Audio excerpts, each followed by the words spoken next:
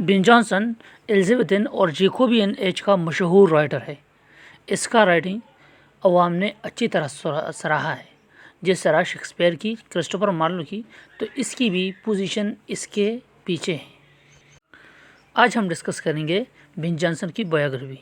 Ben Jonson کا birth 1572 میں ایک غریب خاندان میں ہوا اور اس کا پتا وہ چھوٹی ہی عمر میں تھا کہ چل بسا۔ اس کی ماما نے دوسری شادی کی ایک بریکلیئر سے، لیکن بن جانسن کی کیریئر کو ایک اجنبی انسان نے پروموٹ کرتے ہوئے ویسٹ منسٹر اسکول میں ایڈمٹ کیا۔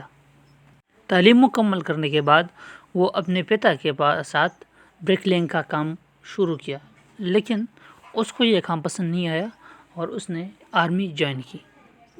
پھر اس نے ایک تھیٹر کمپنی میں کام شروع کیا، فلپ ہینسلے کے انٹرپرینیورشپ میں۔ یہاں اس نے ایک تھیٹر میں کام کرنا شروع کیا۔ دھیرے دھیرے اس نے فیم حاصل کرنا شروع کیا۔ His first great play was every man in his humour ان 1598۔ اس پلے کو لوگوں نے اچھی طرح سراہا، اس کی حوصلہ افزائی کی۔ دوسری پھر آ گئی ویلفورو، تیسری Bartholomew, the devil is an ass, the alchemist and many more. اس طرح بن جانسن کی ڈفرینٹ پلیز آ گئی۔ اس نے ماسک اینڈ اینٹی ماسک بھی انٹروڈیوس کیا اور اس کا جو رائٹنگ تھا وہ ٹوٹلی سیٹائر تھا، ٹوٹلی سیٹیریکل رائٹنگ تھی۔ یہ رائٹنگ اتنی فیم حاصل کر چکے تھے کہ جیمز ون جو کنگ تھا وہ اس کو رائل پیٹرنیج بھی جب بن جانسن کو دے دیا۔ بن جانسن کو اتنی اہمیت دی گئی کہ وہ انگلینڈ کی تاریخ میں پہلا شخصیت تھا جس کو پینشن مل گیا 100 مارش کا۔ ایئرلی سالانہ اس کو 100 مارش ملتے تھے۔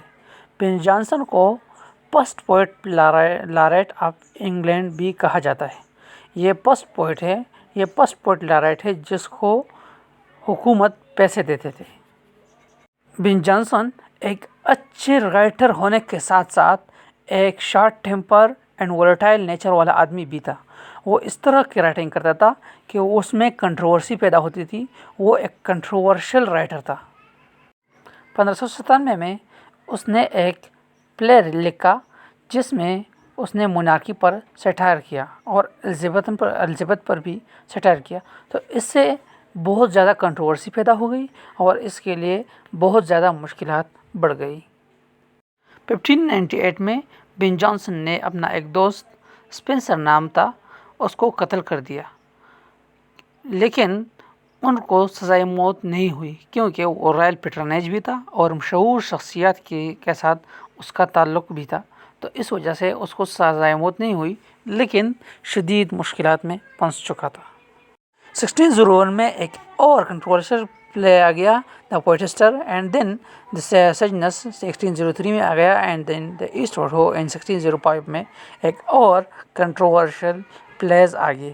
اس پلیز سے اس میں ایک عجیب قسم کی ماحول پیدا ہو گئی، لیکن اپ ٹو 1623 اس کا جو اثر رسوخ تھا وہ کورٹ میں کم ہو گیا تھا اور 1627 میں اس کو ایک اسٹروک لگا جس کی وجہ سے اس کو باقی زندگی بستر پر گزارنی پڑی۔ 6 اگست 1637 کو اس کی موت واقع ہوئی اور اس کو بعد میں ویسٹ منسٹر ایبے میں دفنایا گیا۔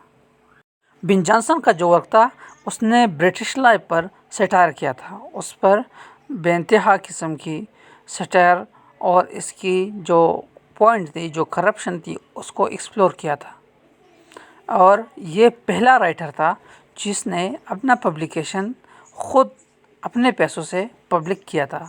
یہ اس دور میں نایاب چیز تھی۔ بن جانسن کا اوقات شیکسپیئر کے مقابلے میں بھلے ہی کم تھا، لیکن وہ بھی ایک اعلیٰ پائے کی رائٹر تھی۔ اس کے بھی بہت سے لوگوں نے بن جانسن کو فالو کیا ہے اور اس کو کہتے ہیں بنسن یا بن ٹرائب۔ تو اس طرح ہم اگلے ویڈیو میں بن جانسن کا جو فیمس ورکس ہے اور جو اس نے کنٹریبیوشن کیا ہے انگلش لٹریچر میں بیان کریں گے۔ تو اب کے لیے اتنا ہی، خدا حافظ۔